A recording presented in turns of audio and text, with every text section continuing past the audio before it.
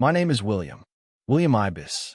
I'm 49 years old, and I sell cars in Chicago. That's what I've done for most of my adult life. Walked across sun-baked asphalt lots in scuffed leather shoes, shook hands with strangers who mostly lie to your face, and somehow made peace with it. I'm not bitter about it. It's honest work in its own strange way. You learn to read people real fast when your paycheck depends on knowing who's full of it and who's just scared. But what I didn't see coming was my own wife. I live on the southwest side, near Brighton Park, in a modest two-story house I bought in '09. Paid it off early. I do things like that carefully, methodically. That's who I am. I pack my lunch. I change my own oil. I pay attention. But even people like me, the ones who live by the calendar and keep receipts in alphabetical order, can miss what's happening right in front of them. Sometimes the betrayal doesn't scream. It just hums quietly in the background until one day the music stops. It was a Thursday morning, late October. The city had that hard chill in the air that smells like steel and old leaves. The kind of cold that creeps up from the sidewalk and settles behind your knees. I was in my office at Midway Auto Sales, tucked in the back room where the ceiling always leaks just a little after it rains. Same routine as every morning. Black coffee in a Bears mug, email tabs open, watching the lot through the blinds while Randy tried to convince some college kid that a 10-year-old Altima was a reliable starter vehicle. Then I opened the banking app, just to check, just habit. I always keep an eye on our savings, me and Sarah's, like a hawk circling above the water. I like knowing things are where I left them. But that morning, something was off. The number didn't look right. I clicked refresh. Again, $368,000. Gone. Not pending. Not transfer between accounts. Just vanished. The breath caught in my throat. Not like a gasp, more like a slow freeze. That number had weight. It wasn't just dollars. It was years. That was our future kitchen renovation. Our emergency fund. That was 10 Christmases and maybe a boat if I ever grew bold enough to leave the lot behind. I leaned in, checked the details. The name on the transaction? Sarah Ibis. No mistake.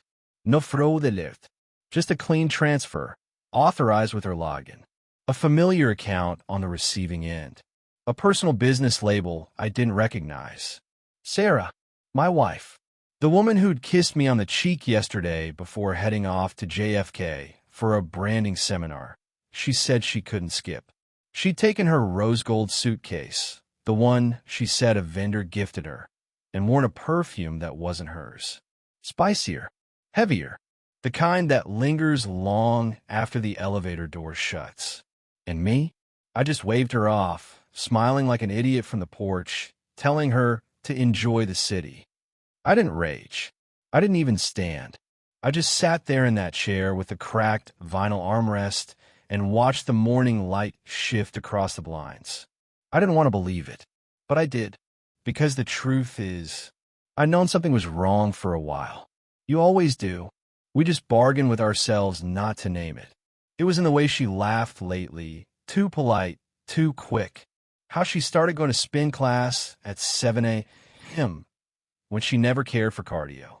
The quiet way she moved through the house at night, like a guest who'd stayed too long. I stared at the screen for 10 full minutes before I even blinked.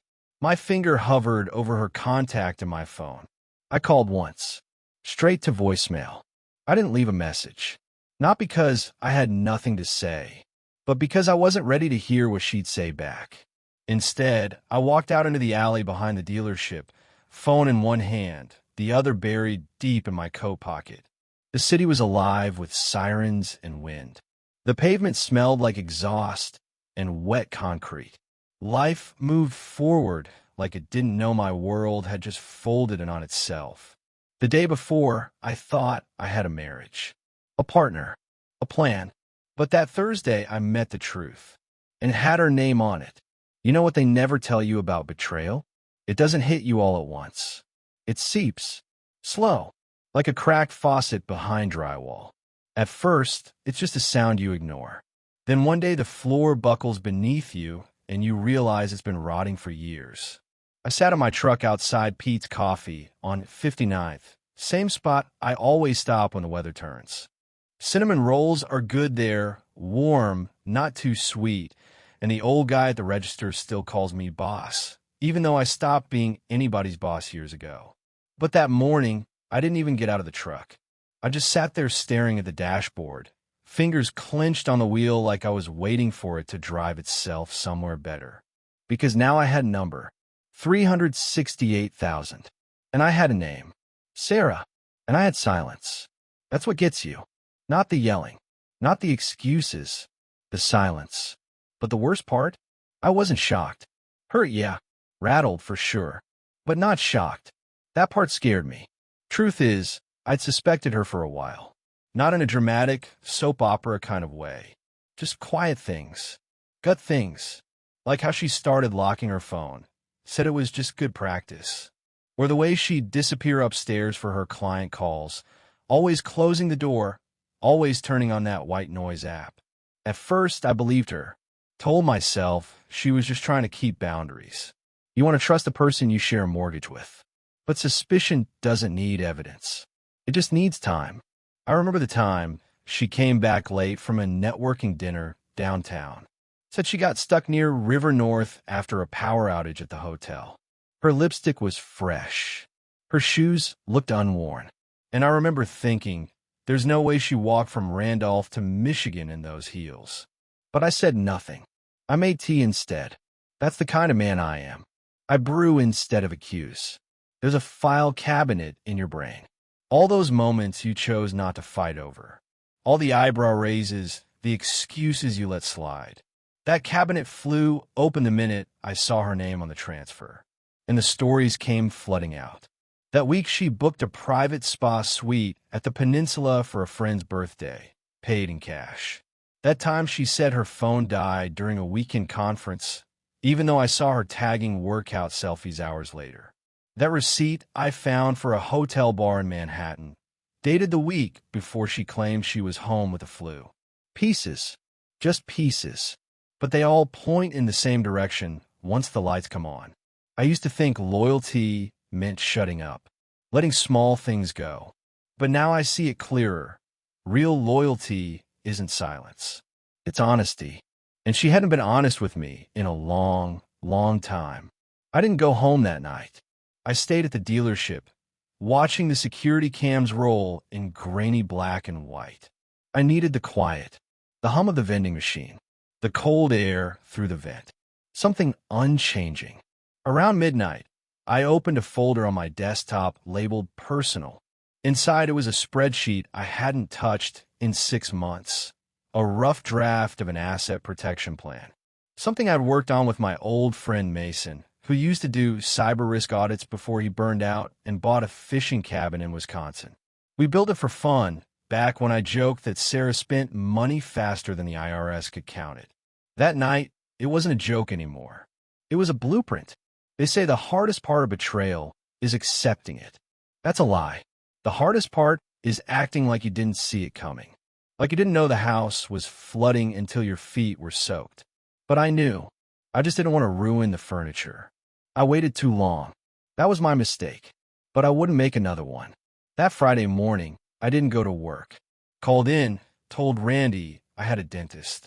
He didn't ask questions. He knew when not to.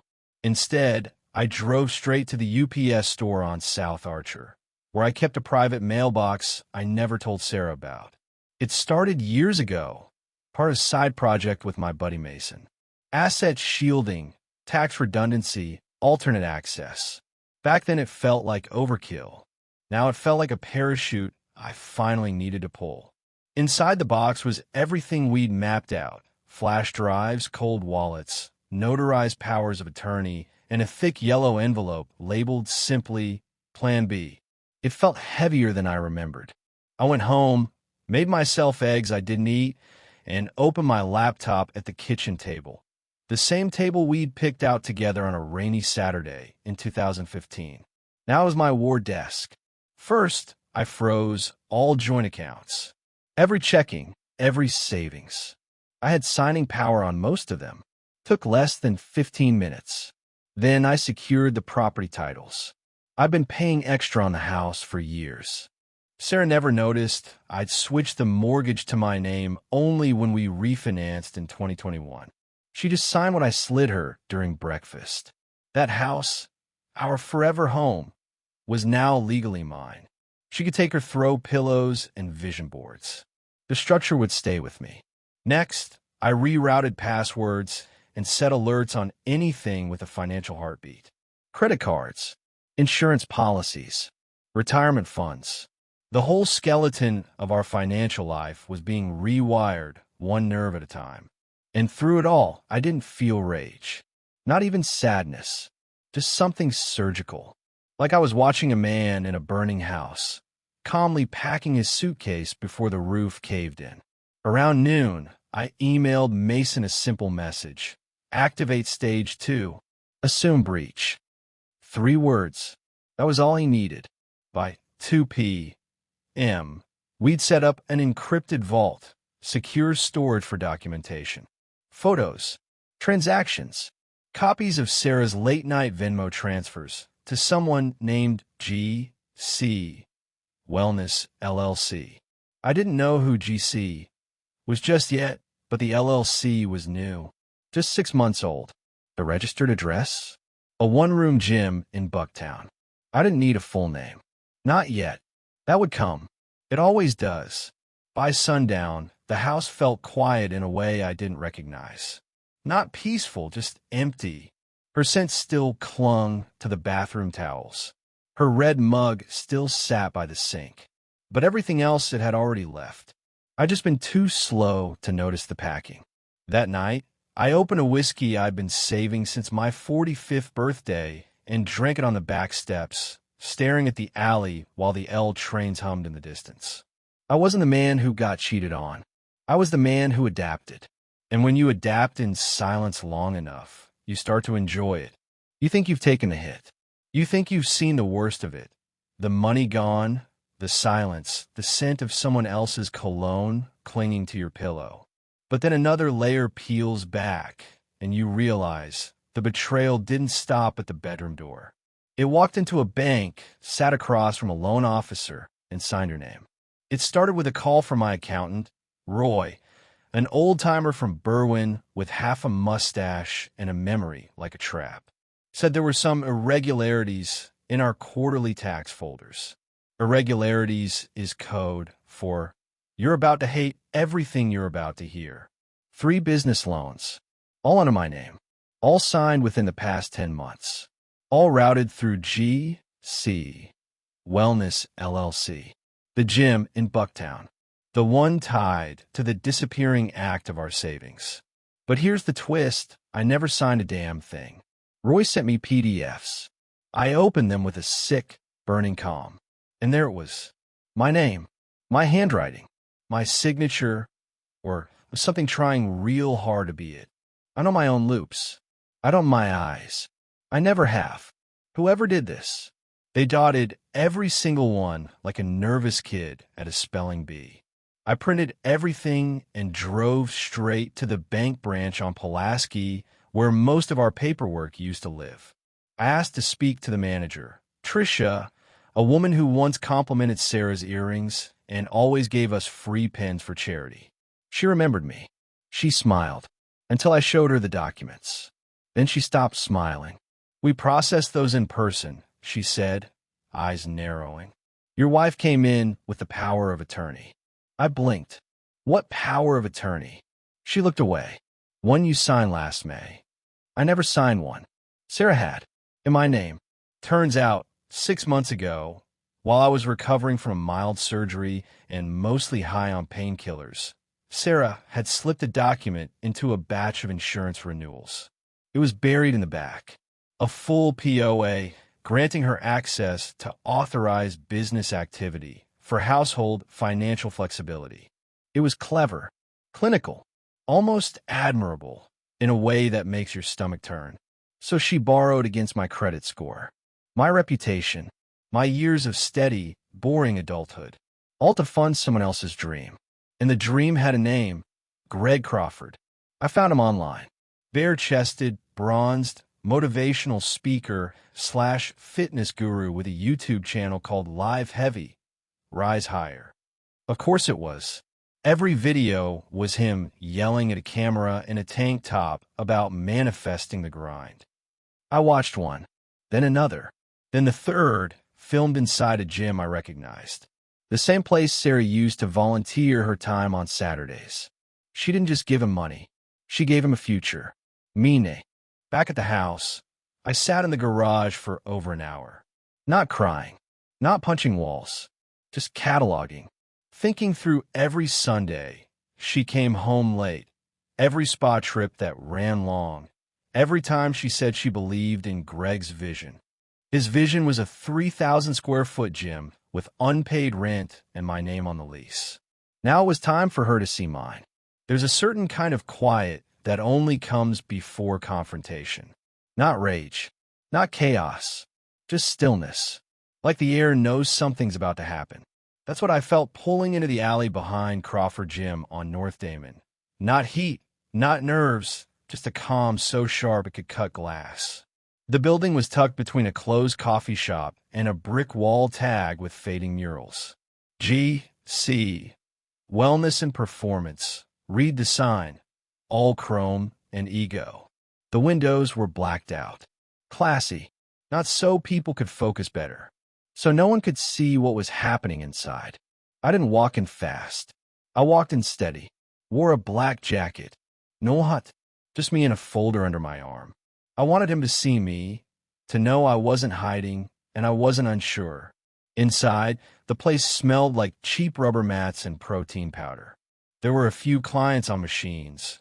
Early morning types, too focused on sweat and Spotify to notice the man walking toward the office in the back. And there he was, Greg Crawford, standing behind a desk, phone in one hand, smoothie in the other. He looked smaller in real life, like the online filters inflated his confidence. He saw me. He froze. And that's when I knew. He recognized me. "William, right?" he said, slow, cautious. I nodded once. "That's right. William Ibis. Husband." He opened his mouth, probably to throw some word like misunderstanding at me, but I raised the folder. Just slightly. Not like a threat. Like a contract. "I know everything," I said, voice level. "The money. The loans. The fake signature. The business listed under my name. I got timestamps. Footage. Even the stupid video you posted in March bragging about your angel investor. Funny thing, though, I don't recall investing in failure." He blinked. Swallowed. I stepped closer. Not threatening.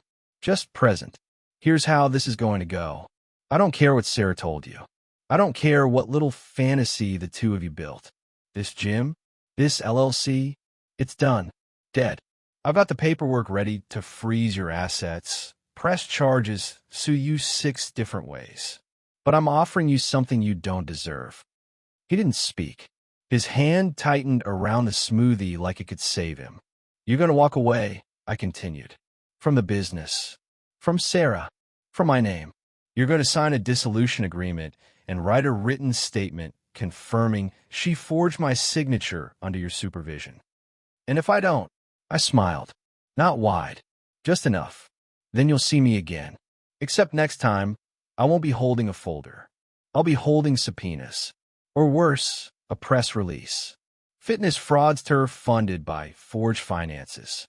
Got a nice ring to it, don't you think?" His jaw tightened. I saw the fear. It wasn't loud. It was smart. He believed me. Because men like me, the quiet ones, are the ones you should never underestimate. I dropped the folder on the desk. "Read it. Sign it. You've got 48 hours. Don't test how fast I can make your name disappear." Then I left. Just turned and walked out like I'd only come in to drop off dry cleaning. And outside, for the first time in weeks, I could breathe. There's a moment just before an earthquake hits when everything goes still. That's where Sarah was living now, in the stillness, thinking the worst was over. That Greg had her back. That I'd go quietly into the fog like some sad, heartbroken relic of a husband. But the quake was coming. I met with my attorney, Denise Adler, in a quiet office on Wacker Drive. She's sharp, the kind of woman who drinks her espresso, standing up, and never apologizes for winning. She didn't ask for a long explanation. She just scanned the documents I'd collected, her eyes moving faster than the printer could spit them out. Forgery, misuse of marital assets, unauthorized business activity under a false POA, she said, clicking her pen like a metronome. She's going to wish this was just a divorce. By Monday morning, the first tremor hit. We sent formal notices to every financial institution tied to my name, flagging suspicious activity, requesting audit reports, freezing lines of credit. One bank manager called me personally, said the gym loan file had multiple red flags, signatures inconsistent, date stamps altered.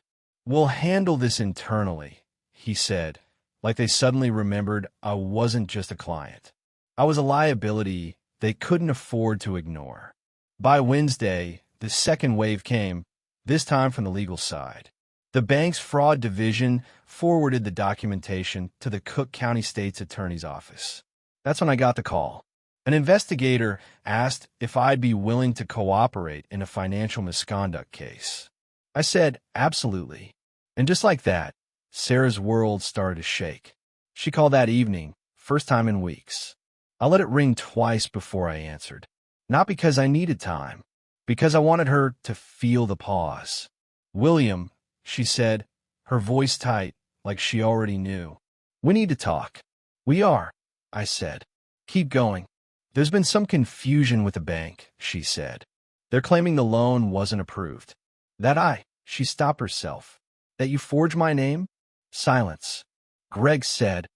"Greg," I repeated. "You're still talking to him?" Another silence. Then, I didn't mean for it to go this far. But it had. Farther than she realized. "You used our marriage as collateral," I said, quiet but clear. "Signed things you didn't understand. Trusted a man who's never balanced a checkbook. You think this is about the money?" She didn't answer. I kept my voice steady. "This is about trust, and law, and consequence. The bank's pulling out. The prosecutor's office has my cooperation. I offer them a deal." That caught her attention. "What kind of deal?" "Simple. I drop the charges. If you waive all rights to joint assets, business shares, retirement funds, and any future claim, you'd leave me with nothing." "No," I said. "You already did that to yourself." And then I hung up. It wasn't revenge. It was leverage. And she taught me how to use it. It's funny how men like Greg always think strength is loud. Big arms, bold slogans, louder playlists. They wear like a jacket, all surface. But real strength? It's quiet. It waits. And when it shows up, you don't see it until it's already pulled the floor out from under you. He called me on a Tuesday afternoon. I was at the dealership reorganizing inventory in the CRM system, pretending I still cared about how many pre-owned Highlanders we had on the lot. His name flashed across my screen like a joke that stopped being funny weeks ago. I let it ring once, twice, picked up on the third. "Hey, William," he said, voice thinner than usual.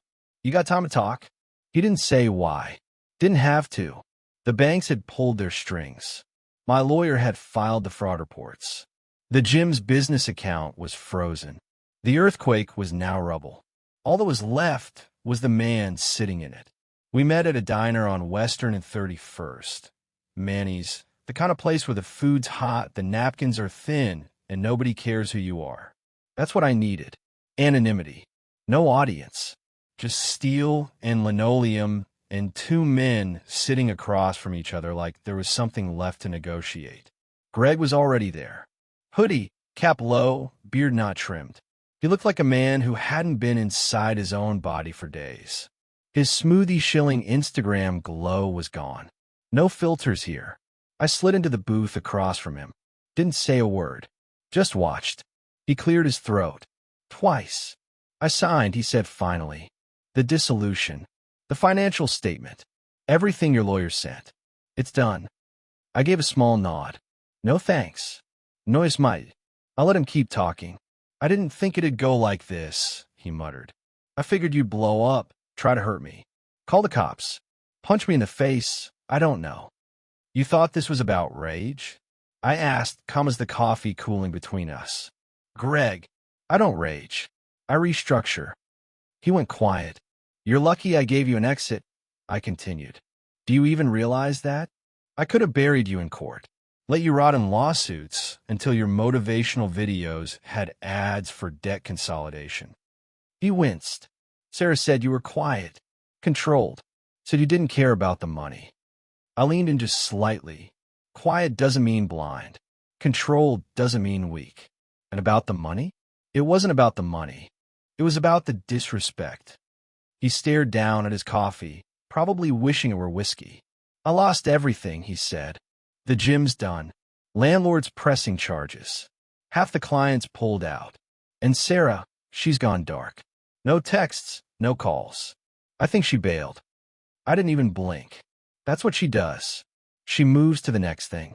Reinvents herself every 2 years like a software update. She used you for the fantasy. Now you're just a failed beta test. He tried to smile, but there was nothing left in him to lift the corners of his mouth. I gave him one long look, memorized what defeat looks like on a man who thought he was untouchable. And then I spoke, quiet even. You're going to fade now, Greg. No interviews. No podcast. No reverence. You disappear. That's the only deal on the table. You don't speak my name. You don't invoke hers. You go rebuild your life with whatever scraps are left, but not near me. He nodded, small and slow. The way men nod when they know the terms aren't negotiable. I stood, tossed a 20 on the table. Not for him, for the waitress, and looked down at him one last time. You should have stuck to squats, I said. At least those don't come back to sue you. Then I walked out. Behind me, Greg stayed seated, staring into his cup like it might explain where it all went wrong. But the answer was simple. He mistook silence for surrender. And in doing so, he forgot what a man with nothing left to prove is capable of. It happened on a cold Friday morning in March. The kind of day where Chicago feels like it's holding its breath. Wind curling off the river, gray sky pressing down like a lid. The kind of day made for endings. The building sat just off LaSalle, all mirror glass and chrome handles. You walk into those places and immediately feel like you're about to sign something you can't take back, which was exactly the point. Conference room C was at the end of the hall, minimalist, polished, and personal. A long glass table, leather chairs that looked more comfortable than they actually were. I sat at one end, hands folded, a cup of bitter coffee cooling slowly in front of me. Denise, my lawyer, was already arranging the final paperwork. Calm as ever. Nothing shook her. I like that about her. She treated every betrayal like a balance sheet. Sarah walked in 5 minutes late. She looked expensive. Cashmere coat. Black turtleneck. The same perfume I once bought her in Milwaukee for our anniversary. It smelled different now. Less warm. More calculated. Her attorney, some young guy with a perfect tie and a face that hadn't learned loss yet, followed close behind. He didn't meet my eyes. Just took his seat and opened his laptop like he was reviewing a lunch order. Sarah didn't look at me right away. She glanced at the view instead, high enough to see the river bend, low enough to still hear the traffic. Then she sat down. Her posture was perfect. Her eyes, not so much. This is the final version, Denise said, sliding the folder across the table. Her voice was even. It reflects the terms we outlined last week. Full dissolution. William waives criminal pursuit contingent upon financial surrender. You relinquish all claim to marital assets, retirement accounts, the business, and the property. Clean break. Immediate effect. The air in the room didn't move. It just hovered, cold and legal and final. Sarah took the folder. She didn't open it. Not yet. I never wanted this, she said, voice quiet, steady. I said nothing. I thought, Greg. I thought we had a plan. I thought it would work. I watched her. I didn't interrupt. I wanted to hear what her story sounded like in her own voice, now that the scaffolding had collapsed. We didn't mean to use you. No, I said finally, my voice low, measured. You meant to replace me. She flinched.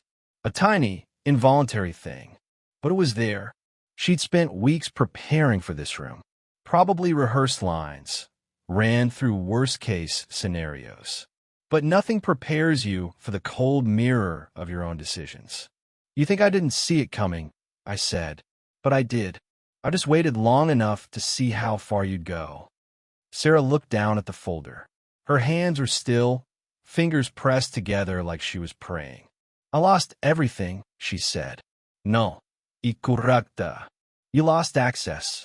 There's a difference. A long pause settled in. You could have buried me, she added. I nodded. I still could. That landed. Not as a threat, just a fact.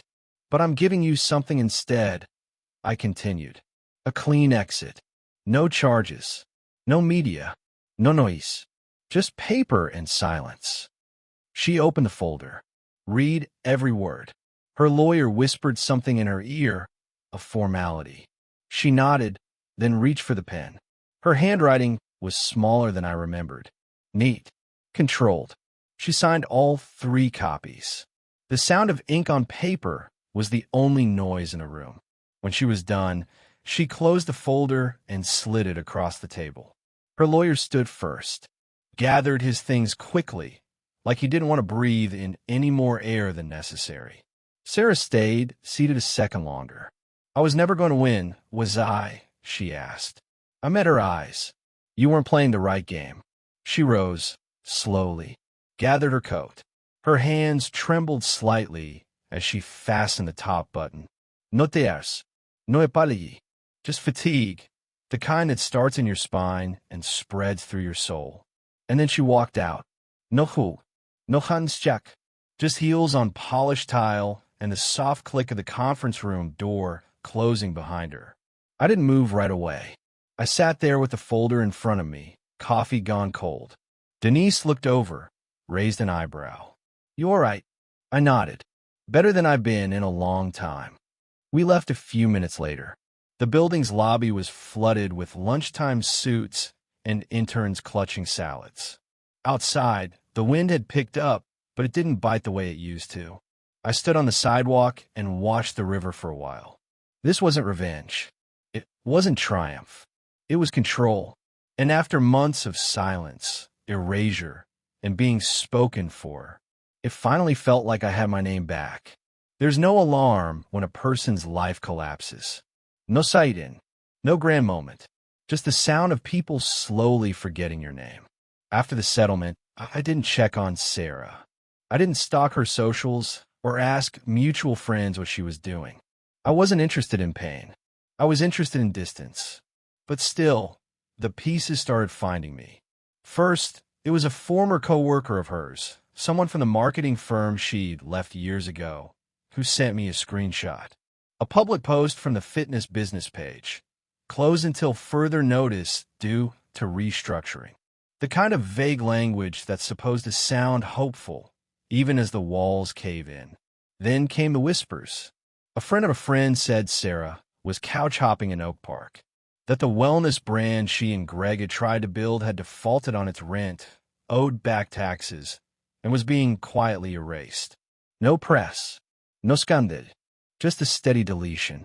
I was at Mariano's when I overheard her name, 2 women near the produce section, talking in that half-pity, half-relief tone people use when they see a fall they narrowly escaped.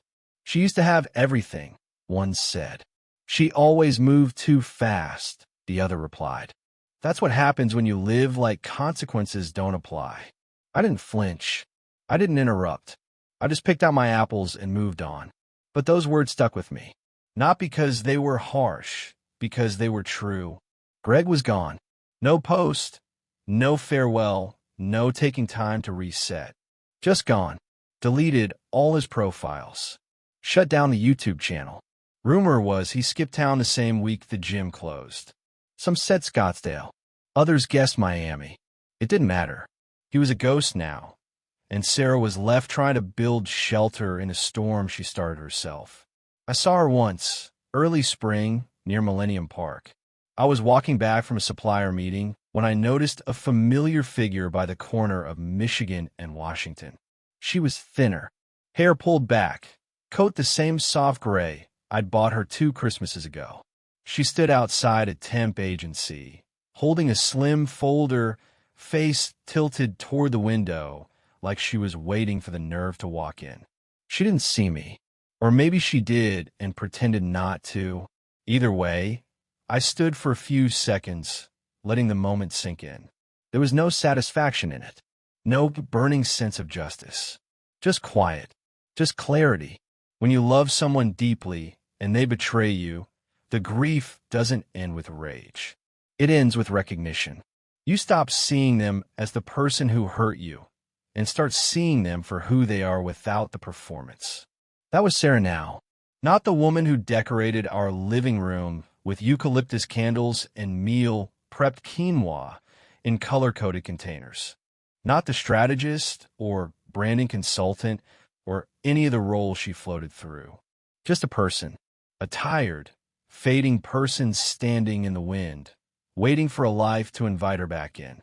That night, I went home and opened the last box she hadn't claimed.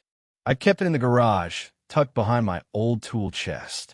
Inside were photos from New Orleans, anniversary cards, a notebook with half-written plans for a cafe she once dreamed of opening, and a scarf, cream-colored, cashmere, still carrying a faint trace of the perfume I couldn't smell anymore without thinking of November. I brought the box outside. It was cold, windy, typical Chicago dusk, pink sky fading into concrete. I set the contents in the burn bin and lit a match. The flame didn't roar. It flickered, gentle, slow, like it, too, was remembering before letting go. I sat on the back step, bourbon in hand, watching it reduce 12 years into ash. And I didn't feel vengeance. I didn't feel triumph. I just felt still. That's how grief ends. Not with a scream, with silence. They say time heals. I don't think that's true. Time doesn't heal. It just makes room.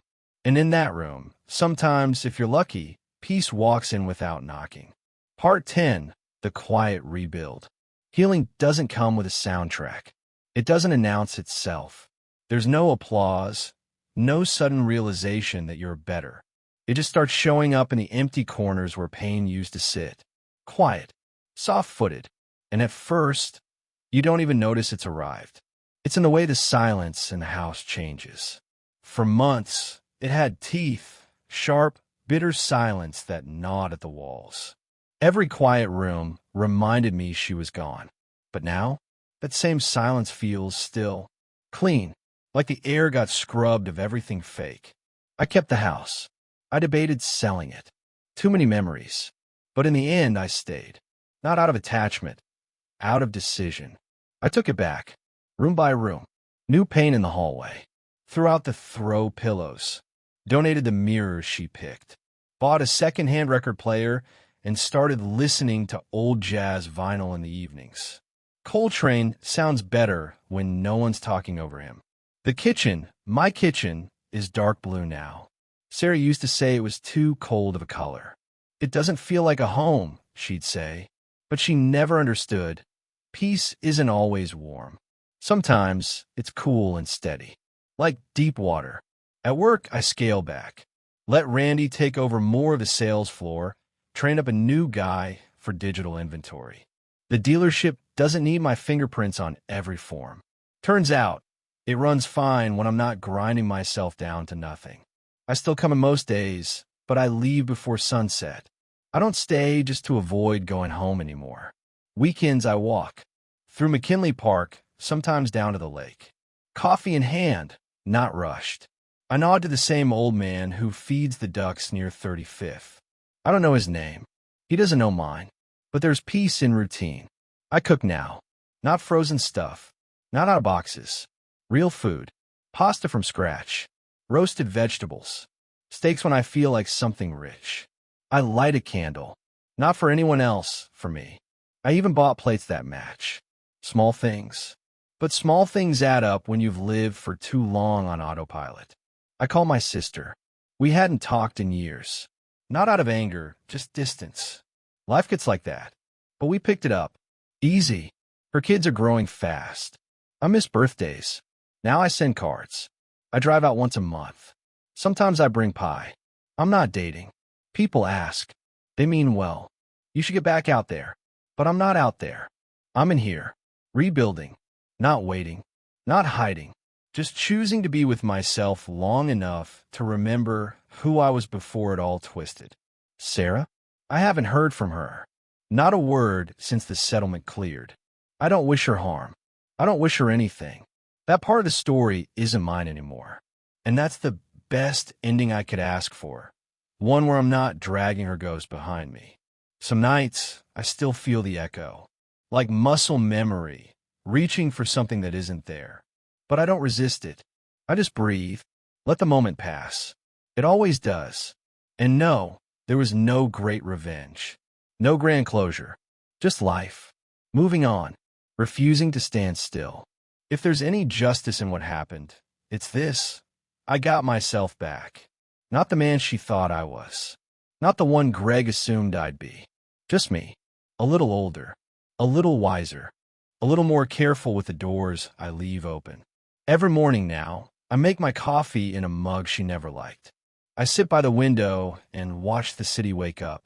It's quiet here, but it's not empty. It's mine. And that, finally, is enough.